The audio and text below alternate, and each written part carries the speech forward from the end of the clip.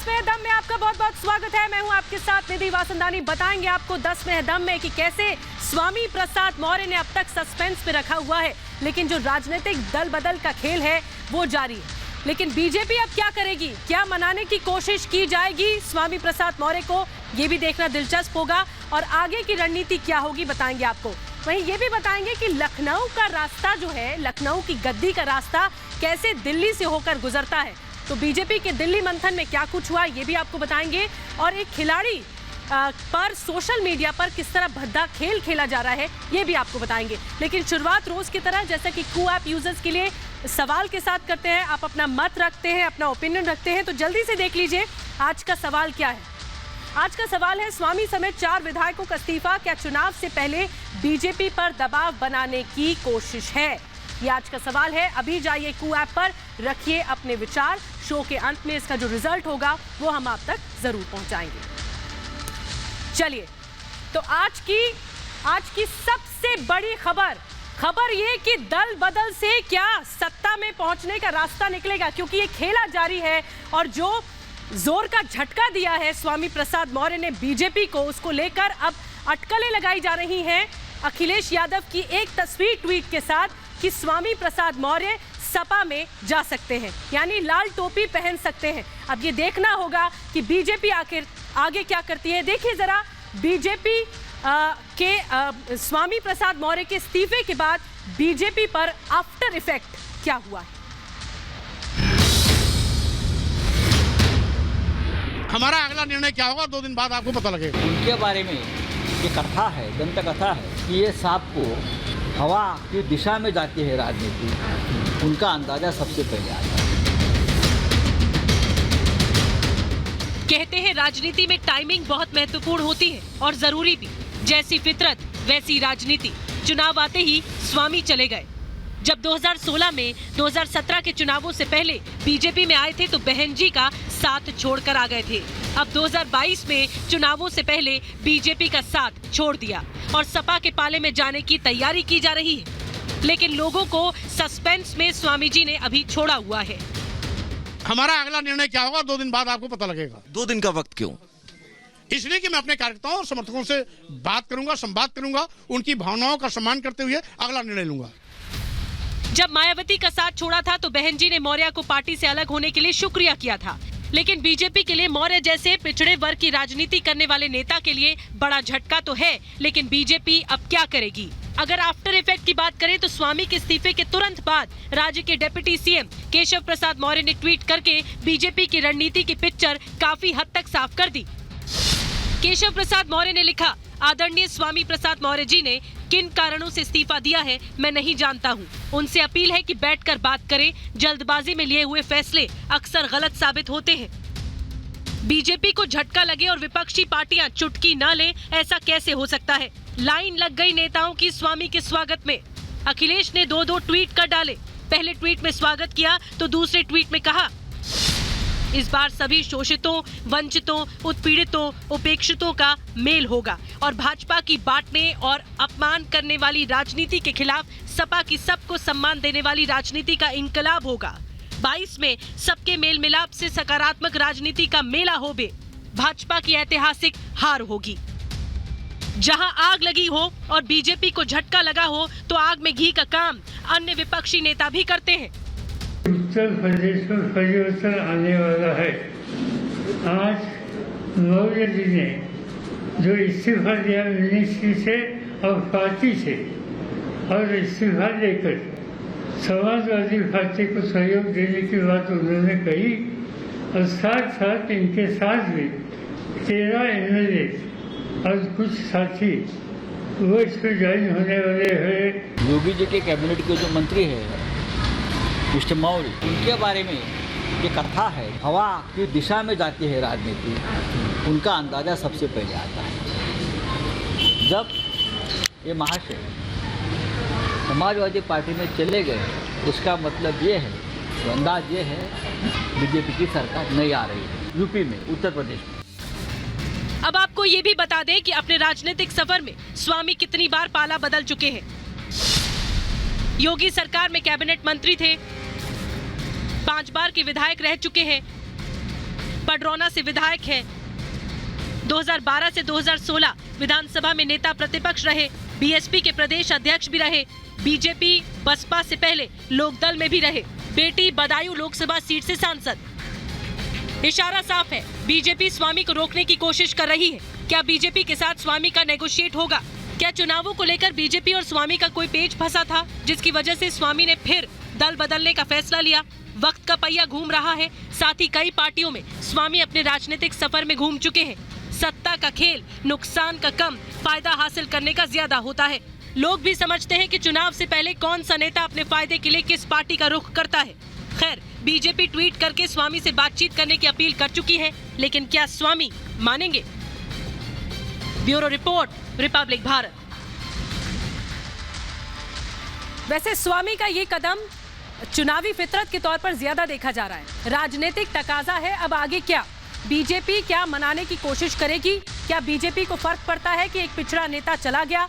इस बीच अगर आपको क्रोनोलॉजी समझाएं इस पूरे मामले की, तो कब क्या क्या हुआ ये जरा देखिए। और अखिलेश यादव ने मौके को पूरी तरह से भुना लिया। देखिए जरा।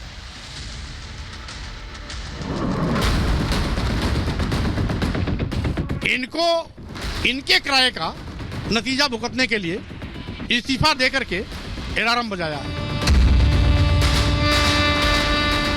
लिस्ट लंबी है, नाम कई हैं। झुकाव हम लोग माननीय स्वामी प्रसाद मौर्य जी के साथ में है, और जो भी वो निर्णय होगा उनका उसी के साथ है। स्वामी प्रसाद मौर्य के बयान से साफ है कि उनकी और बीजेपी की राहें जुदा हो गई हैं। स्वामी प्रसाद मौर्य ने योगी मंत्रिमंडल से इस्तीफा दे दिया है। स्वामी प्रसाद मौर्य ने कहा कि उनके इस्तीफे का असर चुनाव के नतीजों के बाद दिखेगा। मौर्य ने कहा कि दलितों, पिछड़ों की उपेक्षा के चलते उन्होंने ये कदम उठाया है। 5 साल की पीड़ा है। दलितों, पिछड़ों के साथ जो इनकी उपेक्षात्मक रवैया रही है, उनके हितों के खिलाफ लगातार काम किया गया। किसानों की उपेक्षा की गई, बेरोजगार नौजवानों के साथ मजाक किया गया, छोटे लघु मध्यम व्यापारियों के खिलाफ इनकी नीति रही। उसको देखते हुए समय समय पर उचित प्लेटफॉर्म पर मैंने बात भी रखी, लेकिन इनके कान पर जू नहीं रहेंगी। नतीजा है कि आज इस्तीफा देकर मैंने हथौड़ा चलाया है। इस्तीफे के बाद स्वामी प्रसाद मौर्य का अगला कदम क्या होगा, इस बात के संकेत अखिलेश यादव के ट्वीट से साफ हो गया था। अखिलेश ने स्वामी प्रसाद के साथ तस्वीर शेयर करते हुए ट्वीट किया, सामाजिक न्याय और समता समानता की लड़ाई लड़ने वाले लोकप्रिय नेता श्री स्वामी प्रसाद मौर्य जी एवं उनके साथ आने वाले अन्य सभी नेताओं, कार्यकर्ताओं और समर्थकों का सपा में ससम्मान हार्दिक स्वागत एवं अभिनंदन। अखिलेश यादव के ट्वीट से साफ है कि स्वामी और उनके साथ कुछ और विधायक साइकिल पर सवार होने की तैयारी कर रहे हैं। वहीं स्वामी प्रसाद मौर्य से जब रिपब्लिक भारत ने सवाल किया कि अखिलेश ने उनको लेकर ट्वीट किया है, तो स्वामी ने कहा कि मैं उन्हें धन्यवाद देता हूं। इसलिए मैं धन्यवाद देता हूं, और कोई भी सज्जन अगर इस तरीके से ट्वीट करके मेरा स्वागत करते हैं तो मैं उनको भी बधाई दूंगा। 2022 के चुनाव परिणाम आपको बता देंगे कि स्वामी प्रसाद मौर्य क्या है। स्वामी प्रसाद मौर्य ने इस्तीफे के बाद कहा कि उन्हें प्रधानमंत्री मोदी, अमित शाह, जेपी नड्डा से शिकायत नहीं है। मुझे शिकायत इनकी गलत नीतियों से है। स्वामी ने कहा कि उनके साथ साथ कौन कौन आ रहा है, इसका 2 दिनों में खुलासा हो जाएगा। सारी तस्वीर 2 दिन के बाद आपको मालूम हो जाएगा कौन कितनी संख्या में हमारे साथ लोग आ रहे हैं। लड़ाई पूरे उत्तर प्रदेश की है, बेटी बेटा का कोई लड़ाई नहीं है। लड़ाई पूरे उत्तर प्रदेश की है, पूरे उत्तर प्रदेश की राजनीति। बेटी बेटा तो कल पैदा हुई है, लड़ाई तो मैं 80 से कर रहा हूँ। स्वामी प्रसाद मौर्य के इस्तीफे से बीजेपी को झटका लगा है। स्वामी प्रसाद मौर्य के साथ 3 और विधायकों ने इस्तीफा दे दिया है। रोशन लाल वर्मा, भगवती सागर, ब्रजेश प्रजापति ने बीजेपी छोड़ दी है। करके हमेशा बयान नहीं दिया जा सकता है, उसका एक प्लेटफॉर्म होता है, सही तरीके से वहाँ पर बात रखी जाती है। वहाँ हम लोगों ने बात रखने का काम किया, लेकिन जब बात नहीं मानेंगे तो निर्णय लेने पड़ते हैं। 13 नहीं ज्यादा है, और किसानों के हित में बात रखी गई। माननीय मंत्री जी भी रखते रहे, लेकिन वो बात मानी नहीं गई। बड़ा सवाल यह है कि स्वामी प्रसाद मौर्य अगर मोदी, शाह, नड्डा से नाराज नहीं है, तो आखिर नाराजगी किससे है? आगे के प्लान के लिए 2 दिन का वक्त ले रहे हैं। सवाल उठ रहा है कि क्या स्वामी प्रसाद मौर्य बार्गेनिंग करने के लिए समय ले रहे हैं? बता दें कि बीजेपी में शामिल होने से पहले स्वामी प्रसाद मौर्य बीएसपी अध्यक्ष मायावती के खासम खास माने जाते थे। लेकिन 2017 में विधानसभा चुनाव से पहले उनका मायावती से मोह भंग हुआ। तब उन्होंने बीजेपी की सरकार में सत्ता का स्वाद चखा। वहीं अब 2022 चुनाव से पहले स्वामी प्रसाद मौर्य ने बीजेपी छोड़ने का फैसला लिया है। ऐसे में देखने वाली बात ये है कि क्या स्वामी प्रसाद मौर्य एसपी में शामिल होते हैं या फिर चुनाव से पहले उनका कोई नया खेला सामने आता है। Bureau report, Republic Bharat. वैसे सवाल तो ये भी है कि क्या बीजेपी में और बागी हैं जो दल बदलने का काम करेंगे। अब से कुछ दिनों बाद देखना होगा, इस बात साफ भी होगा। और कहते ये भी हैं कि जो लखनऊ की गद्दी का रास्ता है वो दिल्ली से होकर आता है, तो इसलिए दिल्ली में मंथन जरूरी है। योगी आदित्यनाथ दिल्ली पहुंचे मंथन करने के लिए। अमित शाह से मुलाकात हुई तो रणनीति बनना तो तय है। चुनाव में पहले 2 चरणों में किन किन उम्मीदवारों के नामों को फाइनल किया जाना, इस पर चर्चा हुई है। देखिए जरा कि किस तरह से दिल्ली में मंथन हुआ।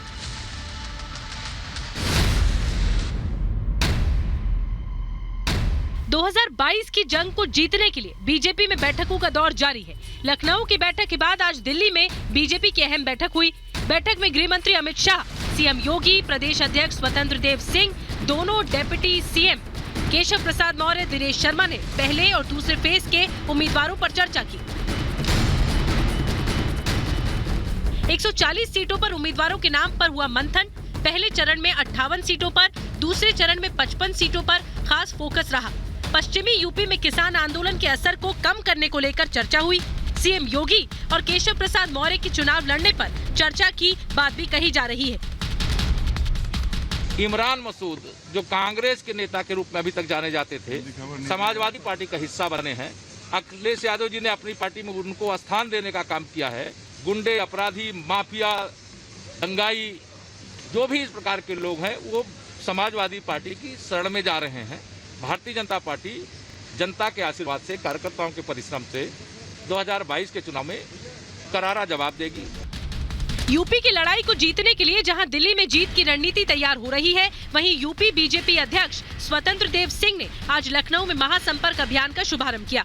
स्वतंत्र देव सिंह ने कोविड नियमों का पालन करते हुए जनसंपर्क अभियान के तहत लोगों के घर घर जाकर मुलाकात की और बीजेपी को वोट देने की अपील की।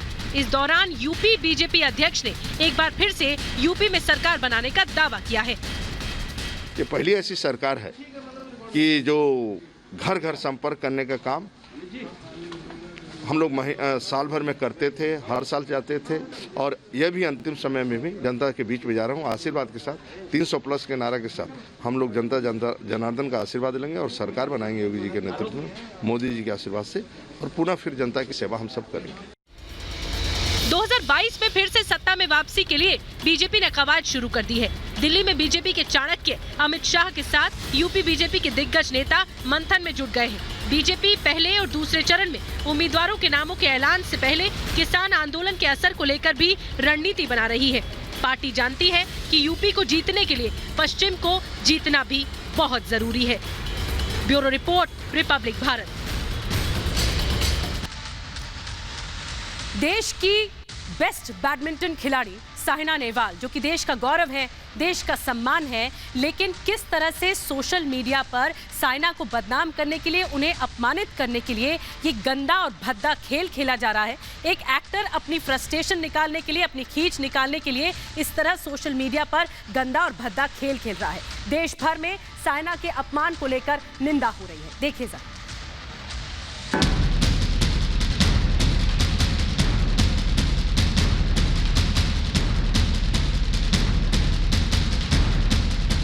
जो ये एक्टर सिद्धार्थ ने आपत्तिजनक टिप्पणी की ट्विटर पे, वो बहुत ही शर्मनाक है। सिद्धार्थ जैसे लोगों के प्रति एक कड़ा एक्शन लेना चाहिए, जो सिर्फ और सिर्फ मेरे ख्याल से वो ऐसी बातें इसलिए लिखते हैं क्योंकि वो चाहते हैं अपने ओर आकर्षित करना लोगों को।